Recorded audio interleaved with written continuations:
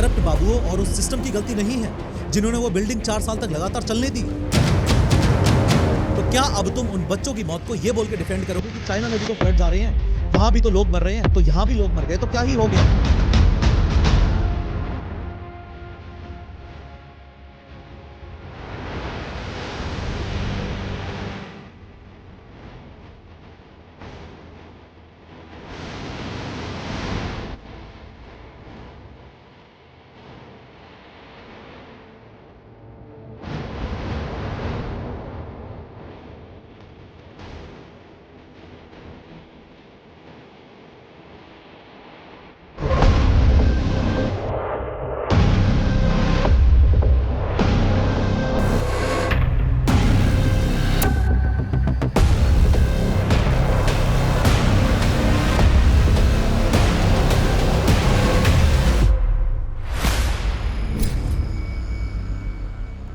पिछले कुछ दिनों से हम सबके इंस्टाग्राम अकाउंट्स और पूरा सोशल मीडिया चाइना के इन वायरल वीडियो से भरा पड़ा है, जिसमें वहां के गंदे नाले, कचरे का ढेर और गरीबी दिखाई जा रही है। और सच बोलूं तो ये सब देखकर काफी लोगों के अंदर का फेक नेशनलिस्ट खुशी से आजकल नाच भी रहा है। वो लोग छाती चौड़ी करके सोच रहे हैं कि अरे वाह, चाइना का तो पर्दाफाश हो गया। ये तो बिल्कुल हमारे जैसा ही गया गुजरा देश है। इस देश की हालत भी वैसी हो रखी है जैसे अपने यहाँ पे। लेकिन जरा ठंडे दिमाग से सोचो कि आज के दिन हमारा लेवल कितना ज्यादा नीचे गिर चुका है कि हमें कंपैरिजन करने के लिए भी दूसरे देश की बुराइयों का सहारा लेना पड़ रहा है, अच्छाइयों का नहीं। और ऐसा तो होगा ही ना, क्योंकि उनके अच्छे सिस्टम, उनकी स्पीड और उनकी तरक्की से बराबरी करने की तो हमारी कैपेसिटी है भी नहीं। असल में हम उनकी कमियों और गंदी नालियों को देख के इसलिए खुश हो रहे हैं ताकि हम अपना फेलियर, अपना कचरा उस सिस्टम के पीछे छुपा सकें। पर सच बताओ, क्या चाइना के गंदे नाले देखने से हमारे देश में एक भी बुलेट ट्रेन आ गई? क्या यहाँ की रोडें सही हो गई? या गड्ढों में गिरकर अब और लोग नहीं मरेंगे? या पुल टूटना बंद हो गए? या बाबुओं ने घूस खाना बंद कर दिया? हम तो आज भी वहीं की वहीं सड़ रहे हैं ना। साल 1990 की सोचो, जब दुनिया में वर्ल्ड वाइड वेब यानी कि आम आदमी के लिए इंटरनेट की शुरुआत हुई थी। तब इंडिया और चाइना बिल्कुल एक ही स्टार्टिंग लाइन पर खड़े थे। बल्कि सच तो यह है कि उस टाइम पर कैपिटा इनकम यानी कि आम आदमी की सालाना कमाई में हम चाइना से थोड़ा आगे ही थे। पर ऐसा क्या हुआ पिछले कुछ सालों में कि चाइना हमसे इतना आगे निकल गया? जीडीपी में आगे, डिफेंस में आगे, एआई में आगे, टेक में आगे, स्पेस रेस में आगे, डेवलपमेंट में आगे, मैन्युफैक्चरिंग में आगे एंड व्हाट नॉट। आज की वीडियो में हमें यही तो समझना है ना कि ये जो वायरल वीडियोस हैं ये एक प्रोपेगेंडा है या फिर चाइना भी हमारी तरह सड़ा हुआ देश है और अभी तक अपनी कमियां छुपा के बैठा हुआ था। लेकिन हर बार की तरह शुरू से शुरू करते हैं। सबसे बड़ी बात है कि कंस्ट्रक्शन की स्पीड देखो। चाइना ने उनकी चैंगशा नाम की एक सिटी में 57 फ्लोर का एक मिनी स्काई सिटी टावर बनाया सिर्फ 19 दिनों में। हाँ, सिर्फ और सिर्फ 19 दिन। सोचो कितनी बड़ी बात है। और कोविड के टाइम पर 1000 बेड का पूरा हॉस्पिटल जमीन से सिर्फ 10 दिनों में ही खड़ा कर दिया। वहीं दूसरी तरफ इंडिया का पहला बुलेट ट्रेन कॉरिडोर जो 508 किलोमीटर का स्ट्रेच है वो 2017 में शुरू हुआ था और 9 साल बाद भी बन ही रहा है और बनता ही रहेगा। देखो, चाइना की इस स्पीड के पीछे मेनली 2 रीजंस हैं। पहला रीजन है मॉड्यूलर और प्रीफैब टेक्नोलॉजी और दूसरा रीजन है उनके सिस्टम्स। पहला रीजन है प्रीफैब, मतलब पहले से तैयार किया हुआ। इसका मैकेनिज्म समझना बहुत जरूरी है। जब बिल्डिंग की नींव खुद रही होती है, ठीक उसी टाइम पर उनकी फैक्ट्री के अंदर उस बिल्डिंग का 10वां फ्लोर और उसकी दीवारें बन रही होती हैं। इसे पैरेलल प्रोसेसिंग कहते हैं और ये वही लीगो ब्लॉक्स वाला कॉन्सेप्ट है जैसे बचपन में हम अलग अलग लीगो ब्लॉक्स को एक के ऊपर एक रखकर बिल्डिंग बनाते थे। और इस टेक्नोलॉजी से भी बड़ा दूसरा रीजन है उनका सिस्टम। वहां लैंड एक्विजिशन, कोर्ट्स या एनवायरनमेंट की क्लियरेंस मिलने का कोई लंबा प्रोसेस नहीं होता। सिंगल पार्टी सिस्टम है तो सरकार ने अगर डिसाइड किया कि जमीन चाहिए तो वहां तुरंत अप्रूवल्स मिल जाते हैं। लेकिन अब तुम कहोगे कि प्रोफेसर, एक डेमोक्रेसी में जमीन को लेकर डिस्प्यूट्स होना तो आम बात है ना। अगर किसी किसान की जमीन जा रही है तो वो अपने राइट्स के लिए कोर्ट्स तो जाएगा ही। इसके एडिशन में तुम मुझे ये भी काउंटर आर्गुमेंट दे दोगे कि इंडिया वैसे भी अभी हाईवेज बहुत स्पीड से बना रहा है। हमने एक ही दिन में 37 किलोमीटर का हाईवे बनाने का रिकॉर्ड बनाया था। हाँ, मैं एग्री करता हूं कि डेमोक्रेसी में डिलेज आना एकदम नेचुरल बात है, पर यहाँ पे प्रॉब्लम स्केल और सिस्टम की है। जब डिस्प्यूट्स में, अप्रूवल्स में सालों निकल जाते हैं ना, तो कैपिटल यानी कि पैसा रुक जाता है, फंस जाता है। एक बार हाईवे का रिकॉर्ड बनाना अलग बात है, पर चाइना इतने सालों से लगातार ये चीज कर रहा है और यही तो उनकी सबसे बड़ी ताकत है जो पूरे देश को आपस में अच्छे से जोड़ती है। और जब बड़ी बड़ी फैक्ट्रीज और बिल्डिंग्स इतनी तेजी से बनती है ना, तो उनमें काम करने वाले लोग और सामान के लिए उतना ही अच्छा फास्ट ट्रांसपोर्ट इंफ्रास्ट्रक्चर भी चाहिए होता है। अगर हम दोनों देशों के ट्रांसपोर्ट सिस्टम्स को देखें ना, तो ये नंबर सच में दिमाग खराब कर देने वाले हैं। क्योंकि चाइना के पास आज 50,000 किलोमीटर का ऑपरेशनल बुलेट ट्रेन नेटवर्क है, दुनिया में सबसे बड़ा। लेकिन इंडिया में अभी एक भी ऑपरेशनल बुलेट ट्रेन नहीं है, 0। सोचो ये कितनी शर्म की बात है। अगर हम एक्सप्रेसवेज की बात करें तो चाइना 1,90,000 किलोमीटर पर बैठा है, जबकि इंडिया करीब करीब सिर्फ 6,000 किलोमीटर पर ही है। ये 31 गुना का डिफरेंस है। सोचो, सिर्फ एक्सप्रेसवे जैसी चीज में हम उनसे 31 गुना पीछे हैं। 1984 में चाइना ने जीरो एक्सप्रेसवे से शुरुआत की थी। उन्होंने बस एक रूल को फॉलो किया कि पहले वर्ल्ड क्लास इंफ्रास्ट्रक्चर बनाओ, रोड्स बनाओ, फिर डेवलपमेंट और ग्रोथ अपने आप हो जाएगी। मतलब उन्होंने डिमांड आने का बिल्कुल भी वेट नहीं किया, उन्होंने पहले सप्लाई बनाई और इसलिए आज उनका हाई स्पीड नेटवर्क 2 लाख से ज्यादा आबादी वाले 99% शहरों को जोड़ चुका है। अब अगर तुम पूछोगे कि इकोनॉमी पे इसका क्या ही इंपैक्ट पड़ता है, क्योंकि हमारा रेल नेटवर्क भी तो बहुत बड़ा है, करोड़ों लोग रोजाना ट्रेनों में ट्रेवल करते हैं और हमने इलेक्ट्रिफिकेशन भी तो ऑलमोस्ट 100% कंप्लीट कर लिया है। तो ये समझो कि नेटवर्क हमारा बड़ा जरूर है, पर हमारे पास स्पीड और एफिशिएंसी दोनों ही नहीं है। ये एक हाई स्पीड बुलेट ट्रेन और एक पुराने लेकिन भरोसेमंद स्कूटर वाली सिचुएशन है। इंडिया में फ्रेट ट्रेन यानी माल गाड़ियों की एवरेज स्पीड अभी भी 25 किलोमीटर पर आवर के आसपास आकर अटक जाती है। हाँ, सही सुना तुमने, सिर्फ 25। मतलब फैक्ट्री से पोर्ट तक सामान पहुंचाने में ही हफ्तों लग रहे हैं, तो हम ग्लोबल मार्केट से compete करेंगे कैसे? एक तरफ उनकी इकोनॉमी 350 की स्पीड से भाग रही है और दूसरी तरफ हमारा यहाँ पे ट्रैफिक जैम है। और ये पूरा का पूरा सप्लाई चेन का खेल है, जहाँ पे सामान बनना, उसको ट्रैक करना और सही मौके पे डिलीवर करना ही सब कुछ है। खुद याद करो, कितनी बार दुकानों पे गए हो और वहां पे ये सुना है कि भैया ये वाला सामान तो अभी खत्म हो गया है, या फिर मेडिकल स्टोर से कभी एक्सपायर्ड दवाई उठा लाए हो। कभी सोचा है कि ऐसा क्यों होता है? चाइना की कंपनियां लाखों प्रोडक्ट्स की इन्वेंट्री मैनेज करती हैं और इंडिया में तो लोग 3 से 4 आइटम्स का स्टॉक भी ठीक से ट्रैक नहीं कर पाते। और यही प्रॉब्लम सॉल्व करता है उडू। उडू एक all in one business software है। इनवॉइसिंग, अकाउंटिंग, वेबसाइट से लेकर इन्वेंट्री तक सब एक ही जगह पर। और इनका इन्वेंट्री ऐप तुम्हें वही सिस्टम देता है जो बड़ी कंपनियां यूज करती हैं। ये रियल टाइम में दिखाता है कि कौन सा स्टॉक कितना बचा है और कौन सा माल एक्सपायर होने वाला है, ताकि माल कम भी ना पड़े और जरूरत से ज्यादा भी ना हो जाए। और जो नया स्टॉक आता है उसकी सॉर्टिंग और एक वेयर हाउस से दूसरे तक का ट्रांसफर एक सिंपल डैशबोर्ड से आराम से हैंडल हो जाता है। अपने प्रोडक्ट को तुम बारकोड से स्कैन कर सकते हो, जिससे ह्यूमन एरर खत्म हो जाता है और स्पीड भी बढ़ जाती है। और वहीं परचेज से लेकर कस्टमर का प्रोडक्ट डिलीवर होने तक तुम अपने प्रोडक्ट को ट्रैक भी कर सकते हो। और तुम्हारे बिजनेस की नीड के हिसाब से फीफो, लीफो या एवरेज कॉस्टिंग जैसे मेथड्स को यूज करके तुम अपने स्टॉक की रियल टाइम वैल्यू भी निकाल सकते हो। और तो और इनके स्मार्ट स्टोरेज रूल्स खुद तय कर लेते हैं कि कौन सा माल कहां रखा जाएगा, जिससे सब ऑर्गेनाइज्ड रहता है। और सबसे बड़ी बात, उडू का पहला ऐप जिंदगी भर के लिए फ्री है, वो भी होस्टिंग और सपोर्ट के साथ। तो अभी जाओ, लिंक मैंने डिस्क्रिप्शन में दिया हुआ है और अपना फ्री ऐप क्लेम करके उडू के एडवांस्ड और मॉडर्न फीचर्स का फायदा उठाओ। हाँ, एक बात और याद रखना कि इस ऑप्टिमाइज्ड इन्वेंट्री और इस हाई स्पीड नेटवर्क का सीधा असर हमारे देश की मिलिट्री और डिफेंस फोर्सेस पर पड़ता है। अगर बॉर्डर पे कोई कॉन्फ्लिक्ट होता है तो 50,000 किलोमीटर का बुलेट ट्रेन के नेटवर्क का मतलब होता है कि आप अपने देश की पूरी मिलिट्री को एक कोने से दूसरे कोने में सिर्फ कुछ घंटों में ही शिफ्ट कर सकते हो। आओ दोनों देशों की मिलिट्री पावर का भी ब्रूटल कंपैरिजन करके देखते हैं। $336 बिलियन, ये चाइना का एक साल का डिफेंस बजट है, यानी करीब 30 लाख करोड़ रुपए। और वहीं इंडिया का डिफेंस बजट सिर्फ $92 बिलियन है, यानी करीब 8 लाख करोड़ रुपए। चाइना हमसे 3 गुना से भी ज्यादा पैसा मिलिट्री पर खर्च करता है। लेकिन सबसे डरावनी बात बजट नहीं है। सिप्री, जो कि स्वीडन का एक जाना माना हथियारों का रिसर्च इंस्टीट्यूट है, उसकी 2025 की रिपोर्ट कहती है कि चाइना अब दुनिया के टॉप 10 वेपन्स इंपोर्टर्स की लिस्ट से पूरी तरह बाहर हो गया है। मतलब चाइना अपने हथियार बनाने के लिए दूसरे देशों पे अपनी डिपेंडेंसी पूरी तरह खत्म करने की कोशिश कर रहा है, जबकि इंडिया आज भी दुनिया का दूसरा सबसे बड़ा हथियार खरीदने वाला देश है, सेकंड लार्जेस्ट इंपोर्टर। ये रिपोर्ट ही चाइना की स्ट्रेटेजी का सबसे बड़ा सबूत है। चाइना ने अपना डिफेंस बजट सिर्फ दूसरे देशों से बने बनाए फाइटर जेट्स या टैंक्स खरीदने में नहीं उड़ाया, उन्होंने वो पैसा खुद की फैक्ट्रीज लगाने और रिवर्स इंजीनियरिंग में खर्च किया है। आज उन्हें अपने वॉरशिप्स, स्टेल्थ फाइटर जेट्स और ड्रोन्स खरीदने नहीं पड़ते, चाइना उन्हें खुद बनाता है और यही चीज उनकी ताकत दिखाती है। स्टेल्थ फाइटर जेट्स की बात चल रही है तो एक नंबर और बता देता हूं जो तुम्हारा दिमाग हिला देगा। आज इंडिया के पास एक भी 5th जनरेशन फाइटर जेट नहीं है, एक भी नहीं, जीरो। राफेल तक भी सिर्फ 4.5 जनरेशन का ही फाइटर जेट है। फाइटर जेट की जनरेशन का मतलब है उसकी टेक्नोलॉजी का लेवल, जितनी ऊंची जनरेशन उतना एडवांस्ड और रेडार को चकमा देने वाला जेट। वहीं चाइना के पास 5th जेन J-20 फाइटर जेट करीब 9 साल से है और दिसंबर 2024 से वो 2 अलग-अलग 6th जनरेशन जेट्स J-36 और J-50 का टेस्ट भी कर रहे हैं। सोचो, 5th जनरेशन ऑलरेडी है और 6th जनरेशन की टेस्टिंग चल रही है और हमारा पहला 5th जनरेशन AMCA जेट वो 2035 तक बनके तैयार होगा। AMCA मतलब advanced medium combat aircraft, India का अपना 5th जनरेशन फाइटर जेट जो हिंदुस्तान एरोनॉटिक्स लिमिटेड बना रहा है DRDO के साथ। हो सकता है तुम्हारे दिमाग में ये आए कि हथियार इंपोर्ट करना असल में इतना बुरा कैसे हो सकता है। मतलब अगर भारत दूसरे देशों से बेस्ट टेक्नोलॉजी वाले सबसे एडवांस्ड फाइटर जेट्स खरीद रहा है तो हमारी मिलिट्री स्ट्रॉन्ग ही तो हो रही है ना। और मेक इन इंडिया जैसी गवर्नमेंट पॉलिसीज की वजह से हमारे डिफेंस और हथियारों का डोमेस्टिक प्रोडक्शन 174% बढ़ा भी तो है। देखो, डोमेस्टिक प्रोडक्शन बढ़ना एक अच्छी बात है,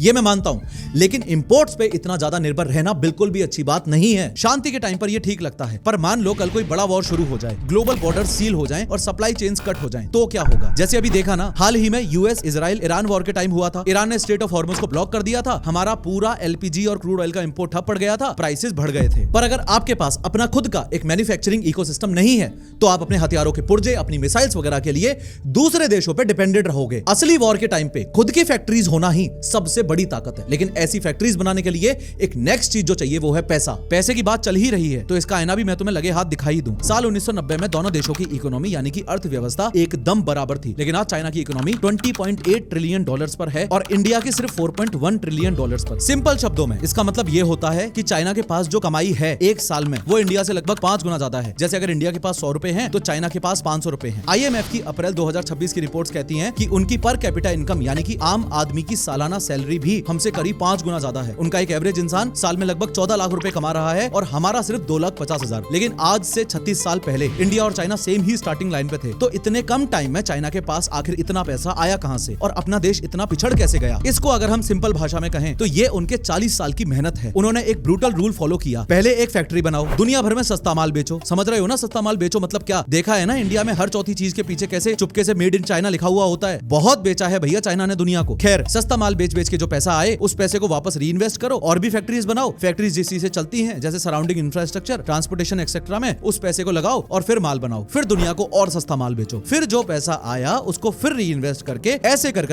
करके चाइना ने हमें बुरी तरह पीछे छोड़ दिया। पर यहाँ एक बड़ी बात यह भी है कि चाइना का सिस्टम अभी काफी स्ट्रेस में है। उनका प्रॉपर्टी मार्केट क्रैश हो रहा है क्योंकि इनकी पॉपुलेशन बड़ी तेजी से बुढ़ी हो रही है। लेस यंग वर्कर्स मतलब लेस डिमांड फॉर होम्स और इसलिए ही रियल एस्टेट इन्वेस्टर्स को लॉसेस हो रहे हैं। एजिंग पॉपुलेशन उनका सबसे बड़ा खतरा बन चुकी है। वहीं इंडिया दुनिया की सबसे तेजी से बढ़ने वाली एक मेजर इकोनॉमी है और हमारी मीडियन एज रफली 28 साल है और चाइना की करीब 41 साल। मीडियन एज बताती है कि किस देश के लोग जवान हैं या बुढ़े, और हम दुनिया का सबसे जवान देशों में से एक हैं। तो लॉजिक तो यही कहता है कि अगर चाइना बुढ़ा हो रहा है और हम जवान हैं तो हम ये इकोनॉमी की रेस जीत ही जाएंगे ना। गलत। देखो, यूथ तभी देश के लिए एक एसेट या ताकत बनता है जब उसके पास में स्ट्रॉन्ग स्किल्स हो, रोजगार हो। अगर यूथ पढ़ा लिखा ही नहीं है, अगर बेसिक जॉब्स के लिए भी स्किल्स ही नहीं है तो वो किसी भी कारण से एसेट नहीं बन सकता। और इसके लिए ही हमें डीपली इस बात को समझना पड़ेगा कि हमारा एजुकेशन सिस्टम कैसे हमें एक रट्टू तोता बना रहा है, हमें एक high IQ individual critical thinker नहीं बना रहा। वर्ल्ड बैंक की लेटेस्ट रिपोर्ट्स कहती हैं कि चाइना का लिटरेसी रेट लगभग 97% पर है और इंडिया का सिर्फ और सिर्फ 81% पर। यूनेस्को और इंडिया की अपनी एजेंसी NSO दोनों ये डेटा कंफर्म करते हैं। लिटरेसी रेट का मतलब सिंपल है कि पूरे देश में कितने लोग पढ़ लिख सकते हैं। और ये सिर्फ लिटरेसी की बात नहीं है। UNDP की मई 2025 की ह्यूमन डेवलपमेंट रिपोर्ट जो हर देश को हेल्थ, एजुकेशन और इनकम पे रैंक करती है, उसमें 193 देशों के बीच इंडिया की रैंक आई 130 और चाइना की सिर्फ और सिर्फ 78। यानी चाइना यहाँ भी हमसे बहुत आगे है। हमारे IIT JEE की तरह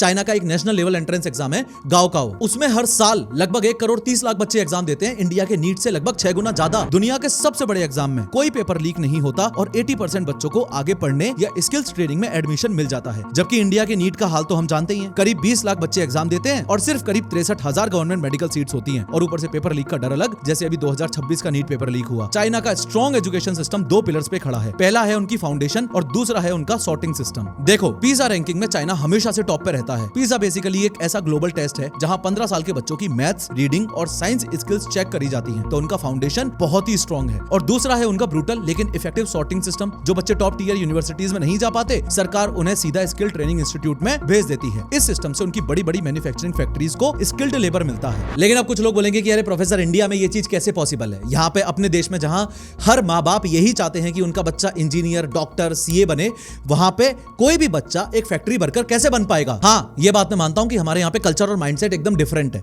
लेकिन हमारा एजुकेशन सिस्टम भी एक सुई की नोक की तरह बन चुका है। लाखों बच्चे बस मुट्ठी भर सीट्स के लिए लड़ते हैं और ब्रूटल ग्राउंड रियलिटी तो ये है कि ASER की 2024 की रिपोर्ट्स कहती हैं कि हमारे गांव के क्लास 5 के लगभग 70% बच्चे बेसिक डिवीजन यानी कि मल्टीप्लाई डिवाइड नहीं कर पाते। वापस से सुनो ये नंबर, 70% बच्चे बेसिक डिवीजन ही नहीं कर पा रहे हैं। ASER इंडिया का सबसे बड़ा स्कूल सर्वे है। तो इसका सीधा सीधा मतलब ये हुआ कि हमारा बेस ही क्लियर नहीं है, और अगर हमारी फाउंडेशन, हमारा बेस ही क्लियर नहीं है तो हम इंजीनियर, डॉक्टर और IAS कैसे बनेंगे? लेकिन एक फैक्ट ये भी तो है कि इंडिया के टॉप 1% स्टूडेंट पूरी दुनिया में बेस्ट हैं। हमारे IITs और IIMs जैसे टॉप इंस्टीट्यूट्स के स्टूडेंट्स आज गूगल, माइक्रोसॉफ्ट और IBM जैसी बड़ी बड़ी कंपनियों के CEOs हैं। मतलब हमारे ही देश के स्टूडेंट्स का दिमाग पूरी दुनिया की सबसे बड़ी टेक कंपनीज को चला रहा है। लेकिन अगर इसी बात को तुम थोड़ा और डीपली समझो तो हमारे टॉप 1% स्टूडेंट्स का दिमाग अमेरिका की उन बड़ी बड़ी टेक कंपनीज को और बड़ा बनाने में काम आ रहा है, हमारे देश को आगे बढ़ाने में नहीं। मतलब हमारा टैलेंट हमारे काम ही नहीं आ पा रहा। और कोई भी देश सिर्फ टॉप 1% से सुपर पावर नहीं बनता। अगर हमें विश्व गुरु बनना ही है तो बाकी 99% लोगों को भी स्ट्रॉन्ग और स्किल्ड होना जरूरी है। बाकी 99% लोगों की स्किल्स कैसी हैं ये ज्यादा मायने रखता है। गूगल का सीईओ एक इंडियन जरूर होगा, पर उनके एंड्रॉइड फोन्स बनाने के लिए जो 10 लाख स्किल्ड लोग चाहिए ना, वो तो चाइना की ही फैक्ट्रीज में बैठे हैं। आज टेक इंडस्ट्री ही पूरी शिफ्ट हो चुकी है।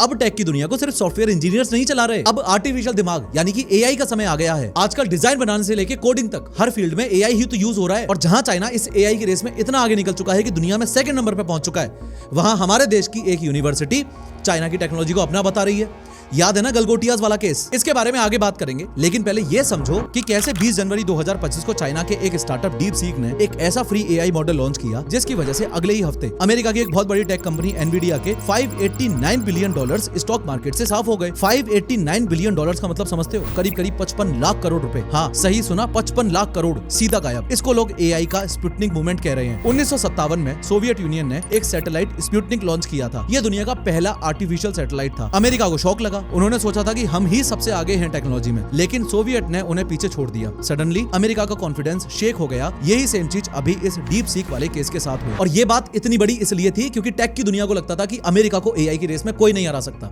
चाइना ने वही कर दिखाया। देखो, फ्रंटियर एआई यानी आज के सबसे पावरफुल एआई मॉडल्स को बनाने के लिए लाखों करोड़ों रुपए और बहुत सारी कंप्यूट पावर चाहिए होती है, लेकिन डीप सीक की टीम ने यह दावा किया कि उन्होंने ये एआई मॉडल सिर्फ और सिर्फ 60 करोड़ रुपए से भी कम पैसे में बना दिए। और उन्होंने दिखा दिया कि उनके पास सिर्फ सस्ता लेबर ही नहीं बल्कि दुनिया के बेस्ट रिसर्चर्स और एफिशिएंसी दोनों हैं। जहां एक तरफ चाइना फ्रंटियर एआई मॉडल्स बना रहा है, वहीं अपने देश अपने इंडिया में एक ऐसा तमाशा हुआ जिसने दुनिया के सामने हमारी पोल खोल के रख दी। देखो, फरवरी 2026 में दिल्ली में दुनिया का सबसे बड़ा एआई इंपैक्ट समिट चल रहा था और लगभग 20 देशों के लीडर्स और चैट जीपीटी को बनाने वाली कंपनी ओपन एआई के सीईओ सैम ऑल्टमैन भी आया हुआ था। उसी एआई समिट में ग्रेटर नोएडा की गलगोटियाज यूनिवर्सिटी ने एक रोबोट दिखाया, नाम था ओरायन, और उन्हीं की एक प्रोफेसर ने सरकारी चैनल डीडी न्यूज पर दावे से बोला कि इसे यूनिवर्सिटी के अपने सेंटर ऑफ एक्सीलेंस ने बनाया है। पर इंटरनेट ने इस यूनिवर्सिटी का ये झूठ सिर्फ और सिर्फ 2 मिनट में पकड़ लिया। वो चाइना की कंपनी यूनिट्री का गो टू रोबोट था जो बाजार में लगभग 2 लाख रुपए में खुलेआम बिक रहा था। कोई भी खरीद के उसको दिखा सकता था। और इसका नतीजा क्या हुआ? उस यूनिवर्सिटी को एआई समिट से निकाल दिया गया और उनके स्टॉल की बिजली तक काट दी गई। लेकिन इस तमाशे के बाद x.com यानी कि ट्विटर पे जो दुनिया हमारे ऊपर हंस रही थी, उस इंटरनेशनल बेइज्जती का क्या? सोचो, दुनिया के सामने हम अपने ही एआई समिट में चाइना का बनाया हुआ माल खरीद के उस पर अपना स्टिकर लगा के उसको हमारी टेक्नोलॉजी बता रहे हैं। ये सिर्फ एक यूनिवर्सिटी की गलती नहीं है, यही हमारे देश की सच्चाई है। एक बनाने वाले में और एक दिखावा करने वाले में यही तो फर्क होता है। ऐसे बनेंगे क्या हम विश्वगुरु? और अगर ब्रूटल फैक्ट्स की बात की जाए तो इंडिया एआई में अभी शुरू के लेवल पर ही स्ट्रगल कर रहा है। हमारे पास बहुत सारा डेटा जरूर है, पर एआई मॉडल्स को ट्रेन करने के लिए जो कंप्यूट पावर और हाई एंड हार्डवेयर चिप्स चाहिए ना, उनकी भारी कमी है। हालांकि हमारा इंडिया एआई मिशन करीब 10,000 करोड़ रुपए से ऊपर का है, जो हम अगले 5 सालों में एआई में इन्वेस्ट करेंगे, और हम सर्वम जैसे एआई मॉडल्स भी बना रहे हैं। पर यह बात भी साफ है कि इंडिया की ताकत अभी खुद के एआई के मॉडल्स बनाने में उतनी नहीं है जितनी बाहर के एआई को अपने आईटी और सर्विसेज सेक्टर्स में अप्लाई करने में है। और इसलिए इंडिया एआई यूजर्स में तो पूरी दुनिया में टॉप पर है, पर हमारे पास खुद का कोई भी फ्रंटियर एआई मॉडल नहीं है। यहाँ पे एक बहुत बड़ा खतरा भी निकल के सामने आता है। इसे इस तरह समझो कि अगर हम अपना खुद का एआई मॉडल नहीं बनाएंगे और किसी दूसरे का एआई यूज करेंगे तो हम एक खतरनाक पोजीशन में हैं। ये वही बात हो गई कि हमें गाड़ी चलाना तो दुनिया में सबसे अच्छा आता है, पर इंजन हम किसी और देश से खरीद रहे हैं। और अगर इंजन बनाने वाले ने कल प्राइस डबल कर दिया या इंजन देना ही बंद कर दिया तो हमारी एआई की गाड़ी तो वहीं रुक जाएगी ना। पर ये एआई के इंजन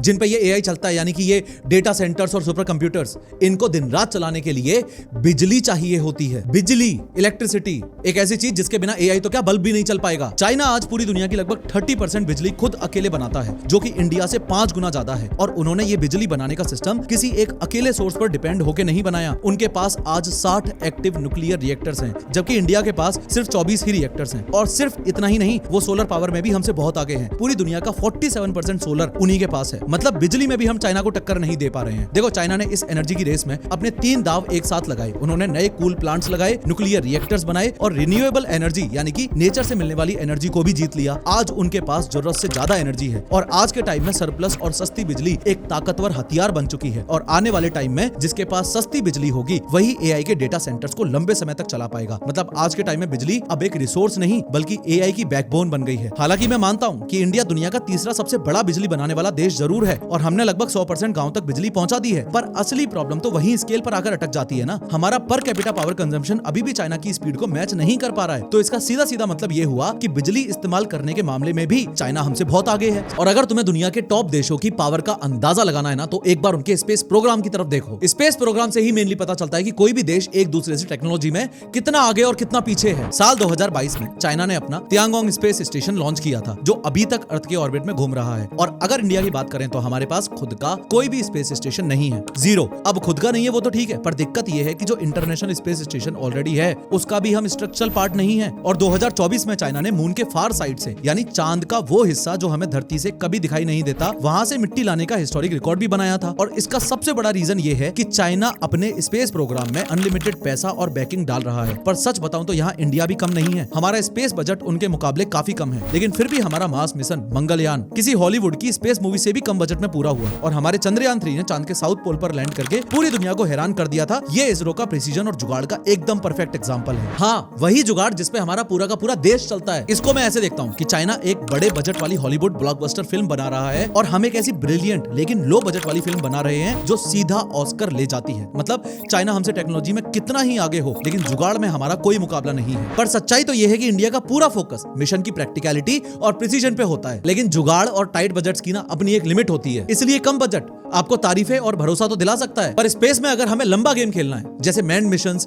या फिर डीप स्पेस एक्सप्लोरेशंस, तो हमें बड़ा बजट और स्केल चाहिए ही होगा। और चाहे स्पेस मिशंस सुनने में कितने भी कूल और कितने भी फ्यूचरिस्टिक क्यों ना लगे, किसी भी देश का असली पावर और उसका असली पैसा चांद से नहीं बनता, वो उन चीजों से बनता है जो हम डेली यूज करते हैं। चाइना हर साल दुनिया भर में लगभग 300 लाख करोड़ रुपए का माल एक्सपोर्ट करता है, इंडिया से लगभग 8 गुना ज्यादा। मतलब हम एक्सपोर्ट्स के मामले में अभी चाइना के आसपास भी नहीं है। पर तुम बोलते हो ना कि अब तो मेड इन इंडिया आईफोन्स आ रहे हैं, इसके पीछे की भी सच्चाई सुन लो। तुम जो बड़े गर्व से मेड इन इंडिया आईफोन्स खरीदते हो ना, बहुत हाइप भी होती है इसकी। उस फोन की टोटल वैल्यू का करीब 4% हिस्सा ही इंडिया में रह जाता है, जबकि चाइना लगभग 35% हिस्सा अपने पास रख लेता है। मतलब वो आईफोन बन तो इंडिया में रहा है, लेकिन उसका पैसा तो चाइना के पास ही जा रहा है ना। अब अगर तुम्हारा सवाल है कि पर इंडिया में सिर्फ 4% ही क्यों रह जाता है, तो इसके पीछे एक पूरी कहानी छुपी हुई है। ध्यान से सुनना। हमारा मेक इन इंडिया असल में मेक है ही नहीं, वो सिर्फ असेंबल इन इंडिया है। मतलब हम आईफोन्स को इंडिया में बनाते ही नहीं है, सिर्फ असेंबल करते हैं। इकोनॉमिक्स में इसको असेंबली ट्रैप कहा जाता है। देखो, एक एडवांस्ड स्मार्टफोन में सबसे हाई वैल्यू और महंगी चीज क्या होती है? उसका मेन प्रोसेसर, उसकी हाईटेक स्क्रीन, मेमोरी चिप्स और कैमरे का सेंसर। और चाइना ने पिछले 20 सालों में इन कंपोनेंट्स को बनाने का पूरा डीप इकोसिस्टम सेट किया हुआ है। इसलिए उन्हें टोटल वैल्यू का 35% हिस्सा मिलता है और इंडिया को सिर्फ 4% ही। क्योंकि असली माल बना तो चाइना ही रहा है ना,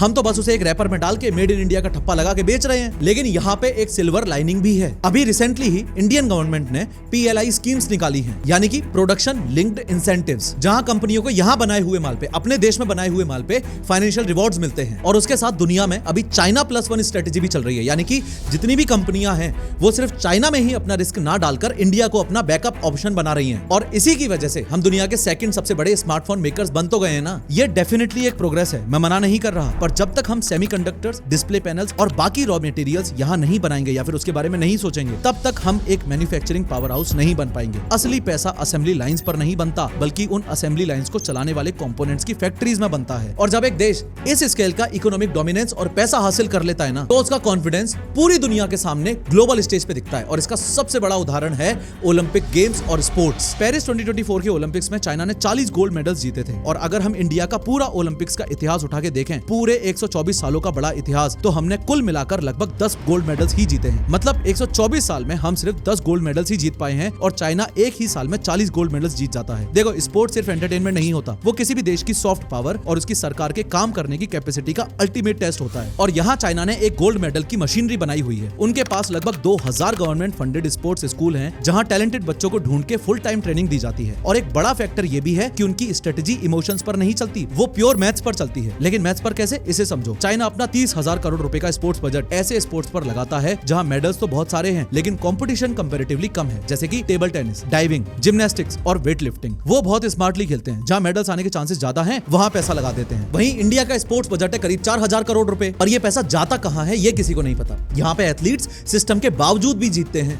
सिस्टम की वजह से नहीं। हालांकि हमारी पैरालंपिक्स परफॉर्मेंस और नीरज चोपड़ा जैसे एथलीट्स ने काफी उम्मीद जगाई है, पर सारा पैसा और मास अपील आज भी क्रिकेट के पास ही है। मतलब हमारे पास टैलेंट तो बहुत है, लेकिन हम उस टैलेंट को ढूंढ ही नहीं पा रहे हैं। और यही एक थोड़ी फनी पर उतनी ही सैड रियलिटी सामने आती है कि दोनों देशों के पास बिलियंस प्लस आबादी है, लगभग 280 करोड़ लोग मिलाकर, पर फिर भी फुटबॉल के सबसे बड़े कंपटीशन यानी फीफा वर्ल्ड कप में दोनों देश कंप्लीटली फेल हैं। इतने करोड़ लोगों में से हम 11 वर्ल्ड क्लास फुटबॉल प्लेयर्स नहीं ढूंढ पा रहे, ये कितनी अजीब बात है। जहां इंडिया क्रिकेट में पूरी दुनिया में टॉप पर है, वहीं बाकी सभी स्पोर्ट्स में हमारा कभी भी कहीं भी नाम ही नहीं आता। ये साबित करता है कि सिर्फ पॉपुलेशन नंबर्स होना काफी नहीं होता। अगर proper grass root infrastructure, culture और मेरिट बेस्ड सिस्टम ना हो तो 147 करोड़ लोगों की भीड़ भी एक फंक्शनल टीम नहीं बन सकती। देखो साफ सीधी सी बात है, मान लिया कि इंटरनेट पर घूम रही सारी की सारी वीडियोस 100% सच है। मान लिया कि चाइना की मेट्रो में बकरियां घूम रही हैं, उनके शहर डूब रहे हैं, उनका पूरा सिस्टम सड़ चुका है। मान लिया कि चाइना एकदम वाहियात देश है, उनका देश भी हमारी तरह इंडिया की तरह सड़ चुका है, ये सब मान लिया।